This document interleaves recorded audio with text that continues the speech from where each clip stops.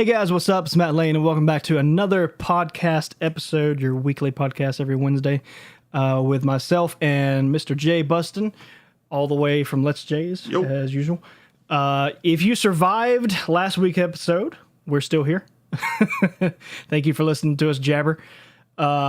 Today, going back to the normal format, so if you are new to the podcast, we're going to be talking about 3 games total, the first of which is kind of the main topic of the podcast, and we'll talk about it for about 5 minutes or so, and then we will pick 2 games toward the end, each of us will talk about, and for about 2 minutes and 50 seconds, 2.5 minutes, I can't talk right now, goodness. I need about 250. I need about 350. 2.5 minutes apiece, roughly. So without further ado, let's go ahead and get started. The first topic of the day, 5-minute timer, we're going to talk about The Last of Us and all of its magnificence. Mostly because in honor and respect for The Last of Us 2 coming out this year. You make it sound like someone died. In honor and respect. His daughter died, man. More in celebration of what will be an amazing game coming out by Naughty Dog. None other than Naughty Dog, the masters themselves. Oh, yeah. It's in the... We love picking PS exclusives on this game, PlayStation exclusives on this podcast. Microsoft, get with the program and make one we can talk about, because other than Halo, I haven't seen any Microsoft exclusives that just catch my eye. All right, so The Last of Us. Back to the main concept. Man, if you have not played this game to this point, like, you just need to stop listening to this podcast and go make that happen, because this is very easily one of the coolest games you could ever play. It's one of those... there's a lot of games out there that I know I don't have time to play, or I don't have the console to play it on. And so I'll watch a Let's Play of it, or watch a stream of it, or something like that. And I did see a full playthrough of this game before I played it. It is a completely different experience when you're playing it yourself. Play this game yourself. Gosh, there's so many things about this game that makes it great. I mean, obviously, especially with the remastered edition, the graphics are beautiful. It's very good gameplay. It's very smooth. It's not really hard to get the hang of. The story is incredible. This is one of the best story games I think I've played. You just constantly find yourself just wanting to get more of it. Like you get to these certain points where, like, I don't want the cutscene and give me more. But then the gameplay kicks in and those instincts, and you're like, okay, this is my objective. How am I going to make this work? It's one of those games you can kind of choose how to play it yourself. Mm-hmm. It's not quite like Dishonored level of you choose how to play it yourself. It's right. Whenever a game's like, play it however you want, it means there's 2 options: stealth or brute force. And so that's just such just the way you threw that little stab in there. Just, whenever a game says you play however, it means there's 2 options. It's completely true. A game's like, you can play this game however you like. No, it means that there's a stealth route and there's a brute force. I'm sorry, route. I found that really funny. Apparently. No one else is laughing at this. It's just me. No one else thinks that's funny. It's just fine. You. That's why he keeps coming back, because I'm the only person that laughs at his jokes. Exactly. Naughty Dog is the people behind this. They're the people behind this game. They're the same people who did Uncharted. They're the same people who did, way back in the day, like Crash Bandicoot. They've never made a bad game, in my opinion. Not really. They just have an amazing track record. They've only gotten better with time, like a fine wine.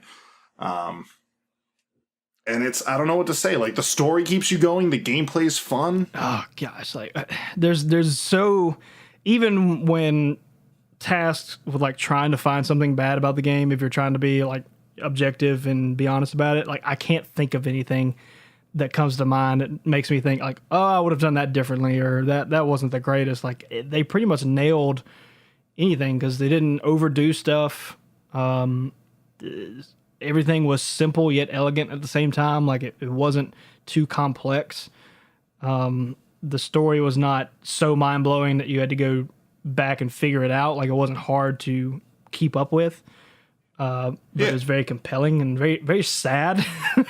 So it pulls on your emotions a lot, it makes it even better.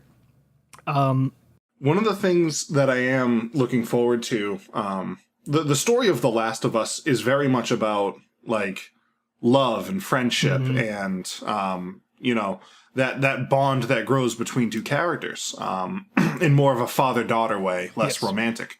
The Last of Us 2 is completely different than that. It's a game where the story is driven by hate and rage. And so it's going to play on those emotions a lot, and it's going to come at it from a completely different angle. And so I'm really much looking forward to seeing how Naughty Dog is going to spin that and how they're going to work it. Not much is known about the game besides that at this point. So, quick question, because I know Jay and myself have both played the game quite a bit. So, for you personally, from what we've seen of Last of Us 2, do you think Ellie is going to have a lot of resentment over what happened at the end of the first one, or do you think she's going to be more or less just pissed at the Fireflies? I think the anger is going to, if I had to, this is like, let's Jay's early prediction. I think that it's going to start with anger towards the Fireflies, but I think that blame and anger is going to shift to Joel at some point. As things are revealed and uncovered about what happened at the end of the last game. Right. That's kind of the big ambiguous question, because like it seems like at the end of the first one, she did know a little bit that something didn't go like it was supposed to, but how much she actually figured out, I guess we'll find out. But that's gonna be it for that time or so. Last of Us, again, if you haven't played this game and you are at all interested in shooters of any kind with great stories, you have got to add this to your list. I wouldn't even really classify it as a shooter. It's not, I guess kind of, but if that is on your radar, then that'll pull you in. If it's an adventure game, you're into that stuff, that'll pull you in. At the very least, watch a Let's Play. If you want me to recommend one, go to Steven Plays. There you go. But that'll be it for that one. Moving on, I'm going to go ahead and let Jay tackle the game that's coming out. He's got a game he's going to talk about that's coming out soon, and we got a 2.5 minute timer, and we'll go ahead and let you start. And what we got, Jay? All right. Today I'm going to be talking about Red Dead Redemption 2. Quite the game to tackle, as there's not a whole lot known about it yet. Very little. They dropped a trailer, and basically the only thing you really know about it is that there's 7 guys in it. Now, there's a lot of grass. Yeah, there's a ton of grass and trains and whatever. I did not play the entirety of the first Red Dead Redemption game, mostly because my brother wouldn't put it down, and I never had the chance to. So you did see it, you just didn't play all of it personally? I didn't see all of it either because I didn't want it spoiled. And so I'd walk into the room, he'd be playing it, and I'd be like, all right, I'm leaving. So I've been waiting for it to be re-released, like on PC or for like a modern gen console, because like I could play it on a 360, but I'd have to track down a 360. I think I still have the copy for the old 360 I used to have. But my brother traded in our 360 to buy an Xbox One, the little idiot. But I love my brother to death. I'm just joking. You went backwards in consoles. Yeah, exactly. They're supposed to be going forwards.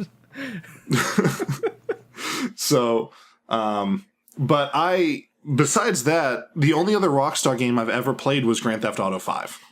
And Grand Theft Auto 5 is a game that is more than worth its money for the content. The replayability of it is through the roof. They keep releasing free DLC after free DLC after free DLC. They've been doing it for 2 years now, and it hasn't stopped. For their online mode, there's just more stuff you can do. It's ridiculous. And so I'm hoping to have a similar experience, not necessarily with like an online mode and all this DLC being released, but a game that is more than worth its $60. And, you know, they've done a lot of good things. There's no loading screens in Grand Theft Auto 5, and I'm kind of hoping with that for Red Dead Redemption 2 also, where you just like, you get to a place and it doesn't have to load in anything. It's just there. It gives you that seamless amount of gameplay that just immerses you into it. So, but it looks beautiful. I mean, if it's anything like the first one at all, I mean, they really wouldn't even have to change much, and people would still play the crap out of it. The one thing I do know is the ending of the game. I do know the fate of the main character, and so I'm wondering, is this going to be a sequel with a new cast, or is this going to be a prequel? It's the biggest debated topic going around right now, which of course no one knows, but no one knows, because I mean, this game is coming out later this year. in the fall. It's slated, I should say. It's Rockstar, so who knows? It's set to come out in the fall of 2017. So if you think about it, that's, 6 months away? Right. And we don't really know anything about this game. So they're doing a good job of keeping it under wraps. Yeah, I'm kind of assuming that come E3, they're just going to blow everyone's minds. It's going to be like the most talked about game at E3. Potentially. We don't even know. So I'm going to shut up now because I've gone over time, but that's the game on my radar. Look for it coming later this year. We might talk about it again another time as we learn more. But for now, Matt's going to take you on a ride down a little game we like to call Prey. And a very disturbing one it is. So I'll go ahead and say that I know there's multiple of these games, and I personally have not played any of them, so I don't have a personal perspective to deliver this from. But this game looks very intriguing. And I couldn't tell you if it's going to be connected to any of the previous ones because, as I stated, I haven't played any of them, so I'll have to do a little more digging to kind of figure that out. But we come well prepared for these games. Very much. Sometimes, like the first couple, we were just as much prepared, but we just are so good at pulling stuff out of our butt that we just sound like we know what we're talking about. It's because we've both done so much public speaking in our careers. Evidently. But the game's by Bethesda, so that alone gives it this sense of... Well, it's being published by Bethesda. There's another studio actually developing it. It's true, but the fact that Bethesda has their arm in it gives me hope at all time. Anytime they kind of give stuff out, at least for me personally, I haven't been ever let down by too many things that Bethesda does. But it's going to be a first-person shooter, so if you're into that style game, this is kind of going to be where you're looking. Go watch the trailer because it's very intriguing, very weird. The best concept for anyone who doesn't know anything about the game that I could give you is that it's going to be this situation to where you're fighting aliens in kind of a action suspense-esque kind of manner. Just a little bit of the story. We don't know a whole lot, but because it's not out yet and it won't be out until sometime around May 5th or so. But it's a alternate timeline to where JFK, of all people, actually does not get assassinated. And as such, he continues to direct more and more funding into the space program. It begins to just be huge and way bigger than it ever was. And that, of course, draws activity to alien life forms that are starting to see this space program flourish out into wherever the heck they are doing it. So obviously it causes attention, and that's what brings the aliens into play. And then to my best understanding that I can kind of gather is that we do manage to contain it and study them. And as with pretty much any science movie you've ever watched, scientists do something stupid and cause everything to go wrong. No kidding. Yeah, I mean it's kind of like Deep Blue Sea, which is like that is by far like the dumbest concept. Let's make sharks smart. Gee, what a great idea! I'm so glad you did that. It just seems like one of those things. It doesn't really say what they did, but it says that some sort of scientific task went horribly wrong, and that's kind of where you end up at. But that's all I got for Prey. As I said, it's going to be coming out sometime around May 5th, give or take, as long as they don't move the dates around. It looks very intriguing. If nothing else, go ahead. It also looks beautiful. Like the trailer's on the screen right now, and it's just like the graphics are amazing. That's what I was going to say. Like, if nothing else, just go watch the trailer because the graphics look beautiful, just absolutely stunning. But that's going to be it for today's podcast. As always, thank all of you guys for stopping by and listening. Make sure you go check out Jay's channel. He's got a YouTube and a Twitch channel, both of which will be at the description of this video. So you got some links that you can go down there and click. And then we're going to have a question of the day, as usual, which will be... I'm trying to think. I got one if you don't. You know what? Go for it. All right. So earlier in the episode, I talked about how GTA 5 was more than worth its $60. What's a game that you guys have felt that way about? A game that you've bought that you're like, this game undoubtedly was worth buying. It was more than worth the money I put into it. Because every now and again you get a game that you're like, well, I just spent $60 on that, and that wasn't worth it. I'll tell you which game was not on that list, and that'll be The Order. But for the game that was, I feel like everybody's going to know this is coming from a mile away. My answer is going to be Bloodborne. Really? Shocker, right? I've lost count of how many times I've played that game. That's why I give that answer, because like it's 2 years old, and I still play it just as eager as when I first got it. And that is, in today's gaming industry, seems to be very rare. Typically, you beat a game a couple times, and although it was a great game and you enjoyed it as far as you playing it, you tend to be kind of done. Yeah, I know we talked about The Last of Us for a long time, but that game, as much as I love it and as much as I'll sing its praises, I beat it once and I'm done with it. Right. And it is still a fantastic game. It's just you just don't really want to. There's not a whole lot different that you could do, so there's really no need in redoing it. Yeah. But as we talked about in a different video, any of the Souls games in general, like there's just so many different things you could do, and there's always new stuff you're finding. So. That's why that's my answer, is because I feel like I can always play it and then still learn something. So what do you have? Me? I already answered GTA 5. Oh, that was your answer? Yeah, absolutely. No, that's, to me, GTA 5 is undoubtedly worth the money. Whatever you pay for this game is worth it, unless you spend more than $60 on it, because why would you do that? It's right. Whatever. But I got it. I bought it at GameStop on sale for $30, and it came with a free Shark card, which is basically in-game currency for online. So it kind of gives you, because you earn the money by playing the game, but they kind of just gave you a boost to so here, you can now buy a house and a car and all this other stuff just to get you going. Nice. So it was amazing. It was all that they just gave you all this stuff, and then this content's always being released, and because there's a lot of games that they release an online thing for it, and then they just kind of step back and stop paying attention to it. But every now and again, you get your games like your Splatoons and your GTA 5s, where they're still making content for it, and it's free. Oh yeah. Mario Kart 8, they were still making levels and characters for it, but you had to buy the packs. Now the packs were more than fairly priced, in my opinion. Or Smash Bros. You had to buy the characters. Again, I thought they were kind of a fair price. They were only a couple of bucks each.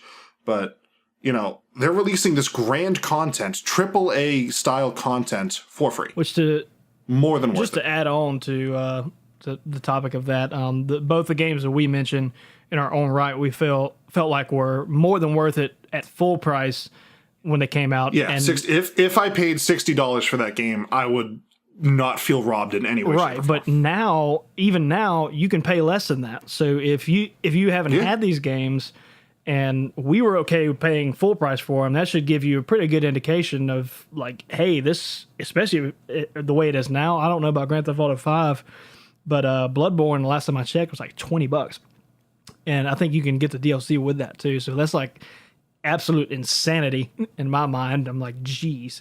Wish it would have been $20 when I got it. Save me some money. Just a real, I'm a wicked cheap gamer. I look for deals or whatever, and so if you want a little bit of a hint on that, I love hard copies of games if I can get them, but if it's a Steam game or something like that, check out the website, and you can do this for console games too.